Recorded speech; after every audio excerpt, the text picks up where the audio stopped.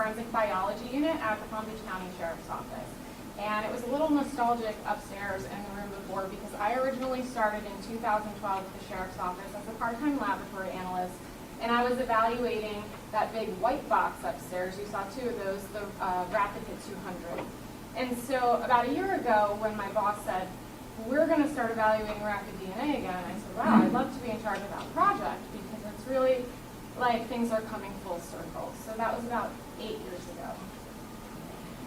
So progress is impossible without change.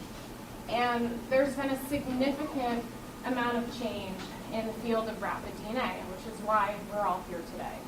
However, the infrastructure for implementation is still in its infancy. So my talk today is about creating a rapid DNA infrastructure in Palm Beach County and how the Palm Beach County Sheriff's Office Crime Laboratory intends to embrace this change. I'm going to talk to you about conventional DNA workflow for anyone who's not familiar with it, why the Sheriff's Office and the Forensic Biology Unit wants to have rapid DNA in-house, our vision, our goals, the plan that we have for an infrastructure, our validation, and also our future direction. So our conventional DNA workflow is a 4-step process in the laboratory and then a 5th step with interpretation. The first one's extraction. It's approximately 2 hours. The second one's quantification. Third is amplification, another 2.5 hours. And the 4th step in the laboratory is detection. So you saw the majority of these instruments if you were on a tour upstairs from the DNA lab. And then also the 5th step is data analysis. So we can get this process done in about 8 to 10 hours and essentially in one day. However, the amount of time that a case actually works, it's not just specific to this. So there are a lot of times we have backlogs, we have cases that we're working, so it's not always the first priority. So also these times are dependent on the number of samples being processed. So this is a snapshot. It can take a lot longer than 8 to 10 hours. Typically we do this process in 2 days in the laboratory. And then I wanted to go just compare conventional versus rapid. So some of the advantage of conventional, or is it can definitely be more informative. It's more sensitive. You have the ability to do mixtures, and there are multiple kits that are INDIS approved. Also, the cost per sample is a little more beneficial for conventional versus rapid. However, for rapid, for conventional, it requires multiple personnel. It requires multiple trained personnel with certain degrees in order to do this processing. It also requires multiple instruments as well as multiple rooms of equipment, whereas rapid is combined into one box. The amount of sample handling that is involved in conventional is quite a bit more, where you also increase the risk for contamination. Then we also have to store our extract. So any DNA sample, that has to be stored after it's gone through the DNA process. So that takes up space and real estate in the laboratory, whereas a rapid cartridge you can just throw in the garbage. And then also potentially longer analysis times because you can do mixtures. So why do we want rapid DNA in the crime laboratory? Well, as we've talked about, it's the accelerated processing of crime scene samples to develop a DNA profile. We can have a DNA profile in under 2 hours, and it gives us the ability to provide quick exclusions and inclusions, as well as which can eventually develop investigative leads and establish probable cause. So our unit envisions using rapid DNA, and this is how we want to roll it out initially for ASAP and priority cases, where at the crime scene there's clear evidence from the suspect. For example, a blood trail leading away. We know that's blood. We're most likely going to get a DNA profile. That's something that we would envision using this technology for.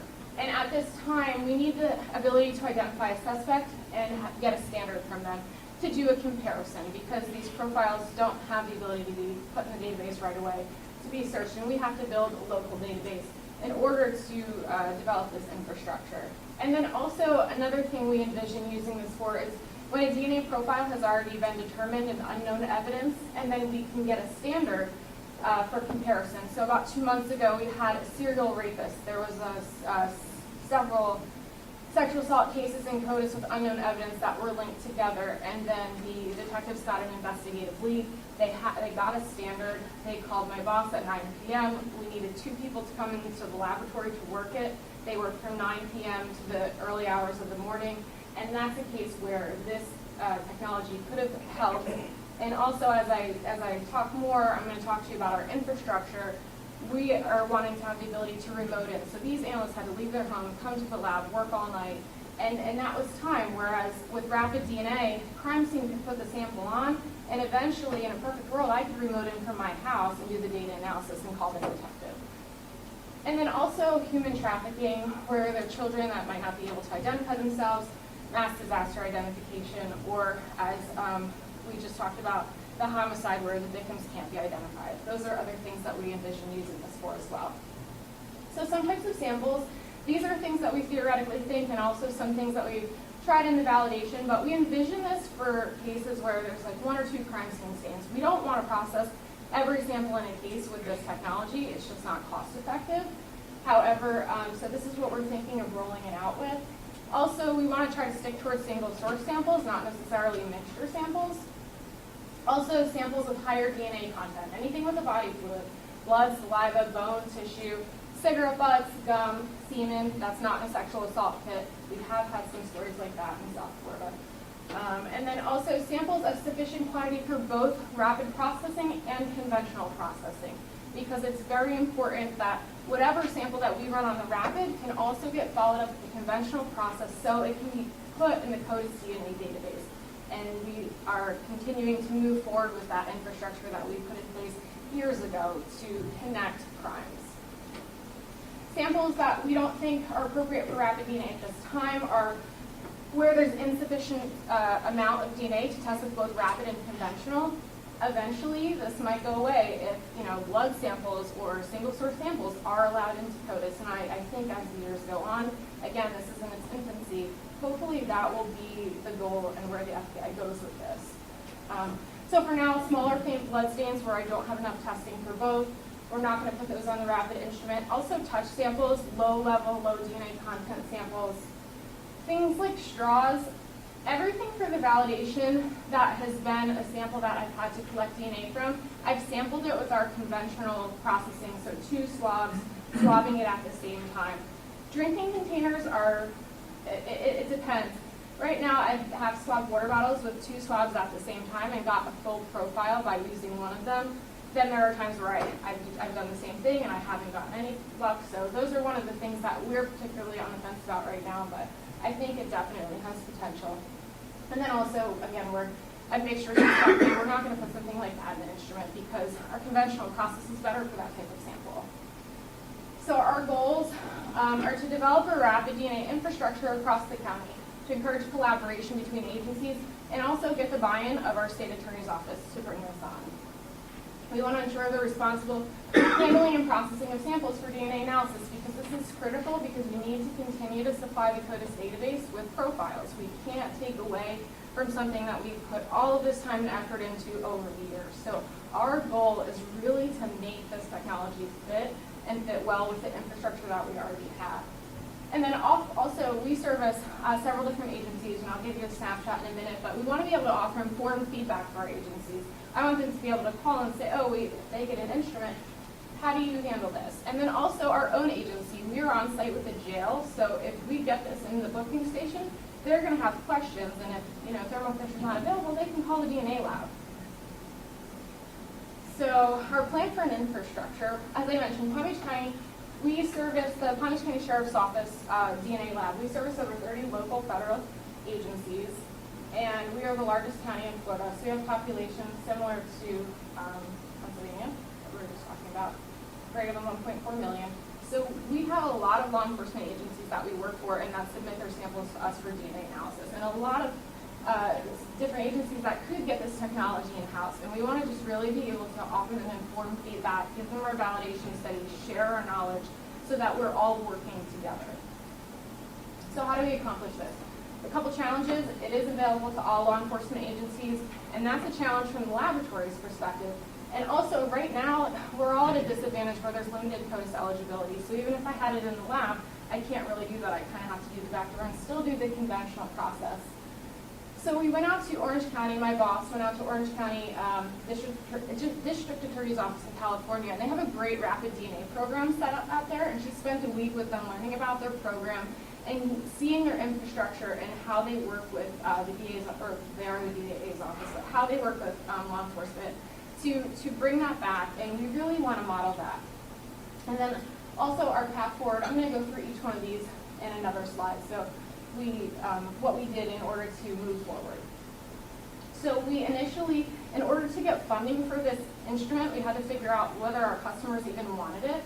So we sought feedback for all of our agencies, and we sent out a survey to see if they even wanted this technology. I mean, I know that I feel like they would want it, but we needed empirical proof to show that they did want it. So we sent out a survey to all of our, whoever we service, and we received 48 responses. So this here is what's your first reaction to the potential availability for rapid DNA analysis. Everybody was very positive, surprised, however, we have data. When you think about rapid DNA, do you think of it as something you need or don't need? Everybody definitely needs it. If rapid DNA analysis was available today, how likely would you be to request the service? Definitely likely. How often do you need results in hours? It varies. This one is very surprising to me because I always think a detective wants it now. But really, everybody just wants it in a timely manner, and we're all willing to work. So I thought this one was really interesting because not everybody needs it every single week. And that gives us some flexibility for the DNA lab as well. And then past 6 months, how many times have you used rapid DNA analysis to aid in your investigation? I mean, average on 5 times, that's a lot. And this is something that we definitely want to bring in because it can be utilized as a screening tool for these cases. So we sent out the survey, we got our buy-in, our customer demand, and then we were able to push that up the chain to request the funding for a rapid DNA instrument to pilot this DNA program. And so we requested funding for both instruments that were available, the Andy and the Rapid Hit ID system. And we initially had to choose one instrument. We didn't have the funding. So we did choose the Andy 6C. This is not my choice. This is my boss's because of year lease and the fact that it was INDIS approved. And then we have a really great relationship with Thermo Fisher, and we were able to obtain a Rapid Hit ID and a seed agreement. And so then we were able to have both of these in-house. So my project, I actually mentored 2 interns this summer, and they validated both of these instruments. So our Rapid Hit ID system was installed in June. The expert system is not yet INDIS approved, however, hopefully it will be soon. However, the part that I like is that the STR kit is INDIS approved, and this is critical from a laboratory's perspective. So Global Filer Express is INDIS approved, and this gives me as the analyst the ability to do a modified rapid DNA analysis. So when I don't get a green check on the instrument, I can still use that data. I can manually interpret it, and if it's a buccal reference standard, because I'm a CODIS lab and I'm only missing one locus, I can still put that in the database. So this is a critical key point for me as an analyst. This also processes one sample at a time, and the runtime is about 90 minutes. The Andy we had installed April 4th. Its expert system is INDIS approved, but this is only for known reference buccal swabs only, so known samples. And their STR kit is not INDIS approved. So unless I get a green check, I can't do anything as far as databasing goes with the system. And there's no ability for me, as I mentioned, to do a modified rapid DNA analysis with the data that comes off of this system. It can process up to 5 or 4 crime scene samples at a time, and then the runtime will vary depending on what you're processing. So validation and implementation, we used Orange County as a model. Why reinvent the wheel? And then in the summer, as I mentioned, I had 2 interns from Marshall University that actually conducted the internal validation studies. And we designed all of our validation studies in line with the QAS because we are a CODIS lab and we want everything to mirror what we currently do with our conventional technologies now to the best that we can. We also are in the process of developing protocols and procedures, for example, things like proficiency testing. And then we haven't gotten to this point yet, but we want to conduct hand training with individuals from the FBU itself, also human trafficking and crime scene, to conduct the on-demand rapid DNA analysis. So this is something that our unit wants to do because anybody can put the sample in the instrument and run, and we need to work together for this. And interpretation of the profiles will still be the forensic biology unit's responsibility. And our goal right now is implementation for winter of 2019. Realistically, I think it's going to be the beginning of 2020, but we will see. Our validation plan, I created a combined validation plan, so everything that was run on the Rapid Hit ID was also run on the Andy. And for, we did the ACE cartridges for the Rapid Hit ID as well as the Intel cartridges. So the ACE and the A chip. So the ACE is for Rapid Hit ID, A chip is for Andy. Those both process, they're for reference standards. And then the Intel and the I chip are for evidence type samples. So we looked at both of those. And then we did all the studies that need to be done in order, in line with the QAS, concordance, contamination, sensitivity, reproducibility, mixtures, precision, known, non-probative, and mock. And some of those samples I just wanted to point out. We put aged buccal swabs through the rapids, also blood on wood, brick, denim, concrete, things with dirt, drinking containers, cigarette butts, semen, toothbrushes, bone tissue, hair. And so our first pass yield, and I like this here because my interns named the instruments, Timon and Pumbaa. And so we did run both samples on both of the instruments. And this first pass yield that I'm going to talk to you about is literally just the green checks off of the instruments for buccal reference swabs. So that's literally, I swab my mouth, put it in, and it gives you a green check. So for the Rapid Hit ID, the 24 out of 29, 83%. And I'm going to break that down for you in the next slide. And then for the Andy, the same exact samples that were run on the Andy as well as the Rapid Hit ID, we had a 59% success rate. And this is literally for just green checks, so 17 out of 29. And I'd like to break that down, 24 to 29 green checks, 83%. Three of those, of the three remaining, they had dropout, but they had between 14 and 22 usable loci. And I'd like to point out that there were, out of everything was fresh in the sensitivity study, but then there were 4 samples that were aged buccal swabs. And the ones that experienced dropout were all aged buccal swabs. So it ranged from 2011, 2016, 2018. And this is expected. But it's great that it gave us between 14 and 22 usable loci. And that's something that we can still use, even though it didn't give us a green check. And then the remaining 2 were failed injections, which that happens.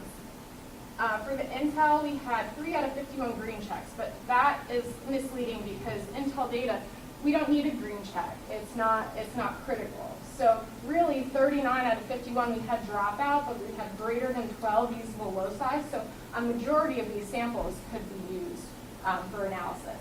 And then there were 6 out of 51 with dropout, and they had between 4 and 10 usable loci. And I kind of broke these out separately because depending on what laboratory you work for and where your thresholds are, this is where you have to define like how low do you want to go and what are you going to use for interpretation. So 4 might be the low extreme, but I would still say 10 usable loci is good. So that's really just something in-house that you have to determine.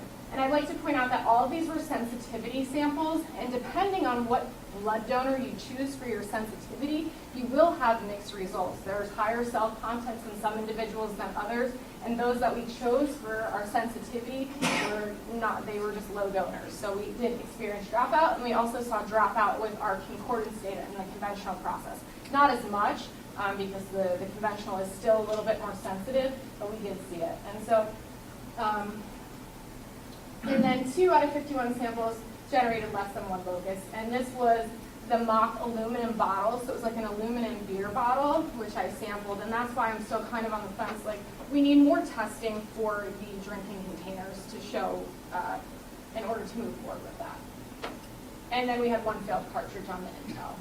And then I'd like to point out that there's been no contamination observed in the primary cartridge for either the ACE or the Intel when I've been running those through the sample. For Andy, we had, as I mentioned, 17 out of 29 green checks. We also had 9 out of 29 with dropout. And I'd like to point out that some of those were the buccal sensitivity, and what that is like a 1 swipe, or a 3 swipe, or a 6 swipe. And then also 2 of the aged buccal swabs. So the 2 aged buccal swabs had lower, they were on the lower end. And those are ones that produced, they actually produced full profiles with the Rapid Hit ID. And the buccal sensitivity, again, we have dropout with literally buccal swabs. 2 out of 29 had complete dropout, and 2 of those were also the aged buccal swabs. There was no this was a low profile, there was no DNA data available. These two worked on the rapid hit ID, and they had a significant amount of loci, almost, I would say, about a 75% complete profile. And then we had one failed fluidic failure, and I call it that because it was one of the lanes on the chip itself, because you can run multiple samples at the same time. For A-chip instrument 1, and I'd like to point out, I forgot to mention this. Instrument 2, we have had 2 instruments. We've had a first instrument, and I'll go through that in our challenges slide. But we did have some anomalies with instrument 1, and so this is the first one. This donor is a 1324, and this sample passed the expert system with the green check. And so this sample, when run on the rapid hit ID, this 24 is present. When run with the conventional technology, this 24 is also present. I ran multiple replicates of this on the Andy instrument. The second time, it looked the same. The third time, the 24 had just been called. So this is just something that's inherent to the kits, but this is a sample that did get through where a loci was not concordant. That was one thing. This, to me, is a little more concerning. This individual is a homozygote 17, and the DNA profile developed was a 1417. So this got through the expert system as a green check. So this profile is not concordant. And one thing I'd like to point out about this as well is that the Y locus, UIS 391, they don't use that in order to determine whether or not a mixture is present, and there was 2 peaks at this locus. So if that was included, this might not have got flagged in the expert system, but it did go through, and this was another discordance that we saw in our instrument 1 studies. And then we haven't done anything on the I-chip yet. So some challenges with the rapid hit ID. We were basically done with our validation, and then I was maintaining the instrument to keep it running. And I'm one of those believers that for our lab, if it's going to break, we're going to break it, and we'll figure it out. So we had to replace our optics assembly. And that not only, well, and really, it was our heater that was going bad, but the heater is a part of the optics assembly, which also includes the laser and the camera. And that's a significant, that's like the nuts and bolts of your instrument. That's a significant portion. It's like the engine of your car. So we have to repeat about 70% of our validation studies now to get back up online. And that's okay, because these things happen, and we know that they happen. We've also had experience with the primary cartridge. When they've come to us, the capillaries have been broken, so I know that's something Thermo knows about. And we did have an experience where we ran out of gel, and we had a significant amount of injections remaining, but this is fixed in a new software upgrade. So these are all things that it's critical that the lab's involved, because this is how we can work together and have a great relationship with the manufacturers and bring these things to light and fix them, so that way it's smooth sailing for everyone. And also, there's been some different software upgrades. So those are things that we really want, that we want to put on so we can move forward with. We always want the latest and greatest at PBSO, so we don't want to finish validating and have the next one come out. And then some Andy challenges. We had to replace pneumatic valve sensors in our first instrument because that uses a compressor. Then eventually they wound up just replacing our entire instrument, so we completed all of the A chip studies, and then we had to redo the entire validation for the A again. And then our validation is currently on hold. We are experiencing contamination, and it's been on hold since July, and we're unable to get chips to move forward. So some pros. Rapid hit ID, the cartridges do not have to be removed immediately, and that's a significant thing for me. Andy, you have to remove the cartridge as soon as the run is done. I want crime scene to be able to put it in, and then I can remote in, literally just roll out of bed, stay in my pajamas, and do the analysis, and then here you go, detective. I don't want to have to go to the lab and be there when it comes off. That's the whole point. We want this to be rapid. So this is a significant selling point for me. Also, the electrophorograms are readily accessible. You can manipulate the data, and me as an analyst, that's what I want to do. It's very foreign to get a PNG file and say, I can't tell what's wrong with my data, especially if I'm using a modified rapid DNA analysis. Andy is ruggedized. They say it can be dropped from a helicopter. I mean, that's cool. And then it also has a larger run capacity, but depending on, you might not have 5 samples to run. So, and also cost, however many instruments. So, I mean, it's really just on what you need. And some things for implementation, as I've been alluding to, we have set up the infrastructure in our laboratory, so when the instrument finishes running, it sends the data to a server instead of the computer that's sitting next to it. So then I can VPN and remote into the server and analyze the data. So we've worked diligently with the companies to build this infrastructure. Mark Keller at Thermo Fisher has been instrumental in helping get this up and running. And we're in the process of finalizing the logistics on this. Also, some things that we haven't done yet, but we want to consider is a rapid DNA case request program for our detectives so they know, and we know that this sample is for rapid, how we're going to do that communication with the detectives. And we need to pilot this program as well before we implement it. And then also rapid DNA collection kits. So we know that the sample is specific for rapid DNA. That's another idea that we've been toying around with that we'd like to implement as well. So future direction for our laboratory, we purchased 3 rapid hit ID instruments. And our goal is to bring one online for casework like yesterday. So I really need to get back on that validation and repair from the down objects assembly. And we're going to bring it online right now for standards only. Buccal and blood as well. Even though the blood isn't CODIS eligible, it's still important. It's quick. It's something that we can put and run on the case. And then we want to wait for INDIS approval before we validate the other 2 instruments. And then at the same time, we're going to move forward with the Intel. So we'll bring it all online together. And we're just taking this approach because we have limited staff that's available to do the validations of these instruments. And then Andy 60 is currently on hold. So I'd like to thank Thermo Fisher for letting me present and everybody that's worked on this project. It's been a lot of people, and it's great collaboration and networking. So any questions?